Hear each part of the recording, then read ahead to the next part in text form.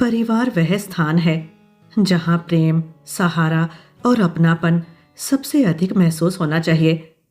परंतु कभी कभी परिस्थितियां, स्वभाव और गलतफहमियां रिश्तों में अनचाही दूरी ले आती हैं। ऐसे समय में सही निर्णय, धैर्य और करुणा ही वह पुल होते हैं जो टूटते हुए रिश्तों को दोबारा जोड़ सकते हैं। जब घर में नई पीढ़ी का आगमन होता है, जैसे बहू का, तो दो संस्कृतियों का मिलन होता है।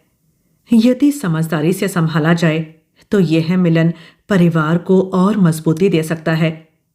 लेकिन यदि अहंकार या गलत आदतें हावी हो जाएं, तो माहौल बिगड़ भी सकता है।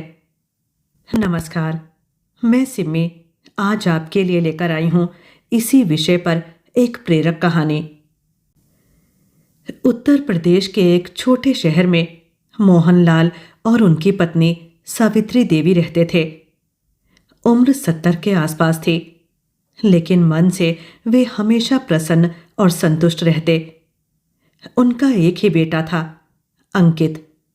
बेटा बचपन से ही माता पिता का दुलारा, संस्कारी और जिम्मेदार रहा। उसने पढ़ाई पूरी की, नौकरी पाई और शहर में अपना छोटा सा मकान बनाकर माता पिता को साथ रखा। अंकित अपने माता पिता का बहुत सम्मान करता था। उनकी दवाइयों का वो खास ध्यान रखता था। उन्हें समय से दवाई खिलाना, मंदिर ले जाना, सभी कार्य वो नियमित करता था। पड़ोसी तक उसकी तारीफ करते नहीं थकते। कुछ समय बाद अंकित की शादी हुई। उसकी दुल्हन रिया आधुनिक विचारों वाली, सुंदर और पढ़ी लिखी थी। विवाह के शुरू के कुछ दिनों तक सब कुछ सामान्य रहा, पर जैसे जैसे समय बीता, घर के वातावरण में धीरे धीरे परिवर्तन आने लगे। रिया की आदतें परिवार से बिल्कुल अलग थीं। वो देर से सोती, देर से उठती और किसी के कहने पर भी घर का काम करने में रुचि नहीं लेती। शुरू में माँ बाप ने सोचा, नई बहू है, सब सीख जाएगी। परंतु जैसे जैसे दिन बीतते गए, उसके स्वभाव की कठोरता भी सामने आने लगी। वो छोटी छोटी बातों पर सास ससुर से उलझ जाती। आप लोग पुराने जमाने की बातें करते हैं, मुझे मत सिखाइए कि मुझे क्या करना है। मैं आपकी नौकरानी नहीं हूं, मैं यह काम नहीं करूंगी।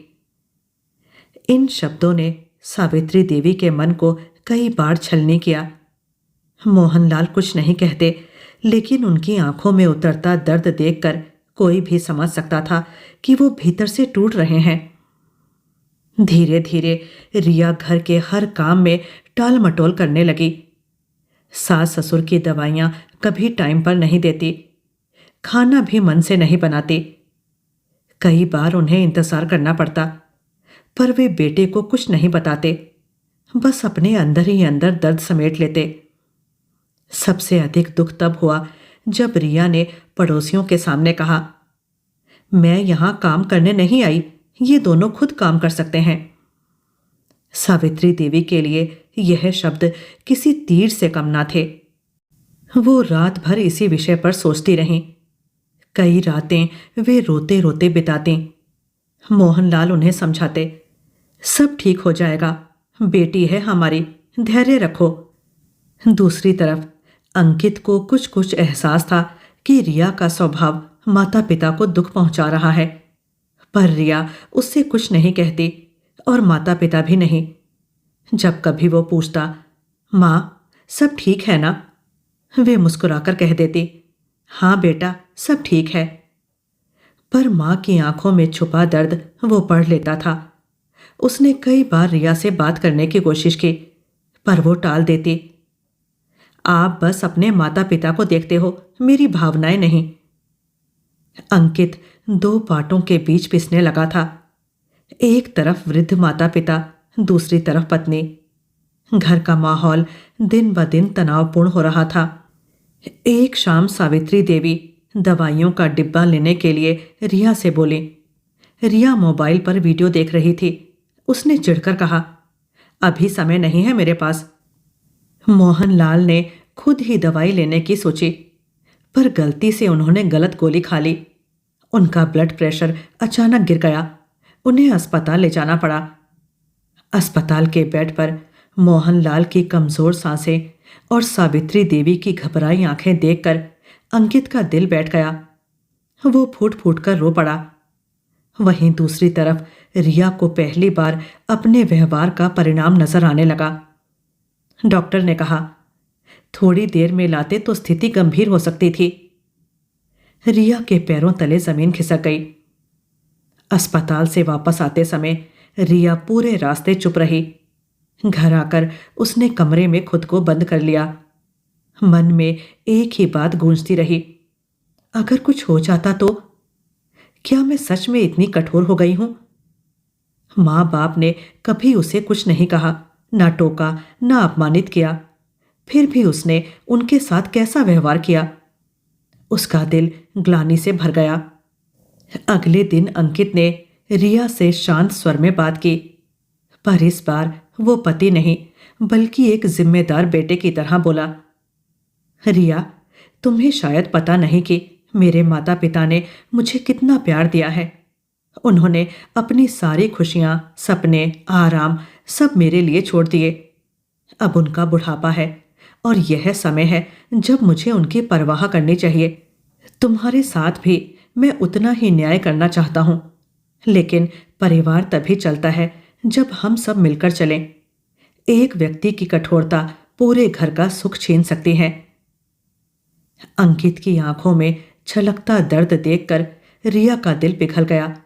उसने धीरे से कहा, मुझे माफ कर दीजिए, मैंने कभी नहीं सोचा कि मैं इतनी गलत हो सकती हूं। अगले ही दिन रिया ने सावित्री देवी के पास जाकर उनकी गोद में सिर रख दिया। मां, मुझसे बहुत गलतियां हो गई, मुझे माफ कर दीजिए। सावित्री देवी ने उसकी पीठ सहलाते हुए कहा, बेटी, घर प्रेम से चलता है, गलतियों से नहीं टूटता। तुम हमारी बेटी हो, बस मन साफ रखो। उस दिन से रिया पूरी तरह बदलने लगी।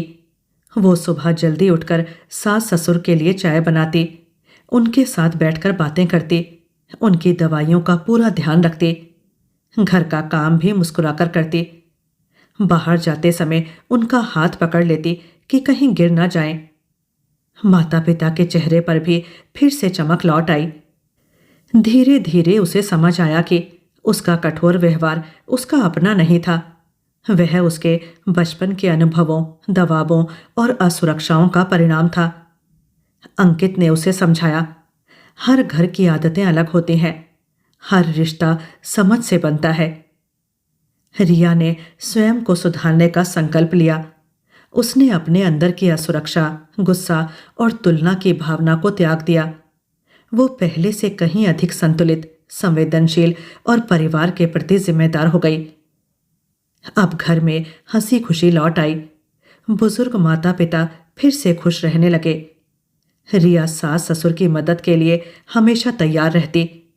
अंकित के मन से भी तनाव हट गया। घर में मधुरता लौट आई, जो कभी रिया के व्यवहार से खो गई थी। रिया ने महसूस किया कि प्रेम, धैर्य और सम्मान ही किसी भी परिवार की नींव होते हैं। उसने कई बार सावित्री देवी से कहा, मां, आप मुझे संभालना चाहती थी, लेकिन मैंने आपको परेशान किया। धन्यवाद कि आपने मुझे धैर्य से समझा। सावित्री देवी मुस्कुराकर जवाब देती, बेटी, घर की बहू वही होती है जो घर को जोड़ना जानती है। तुमने खुद को बदलकर यही साबित किया है। मोहनलाल भी प्रसन्न होकर कहते, अब हमारे घर में उजाला है। बेटी ने सच में घर को घर बना दिया है। परिवार में आपसी प्रेम का सुंदर संदेश देती इस शिक्षाप्रद कहानी के अंत के साथ मुझे विदा दीजिए और कहानी के विषय में अपनी राय अवश्य दीजिएगा। धन्यवाद।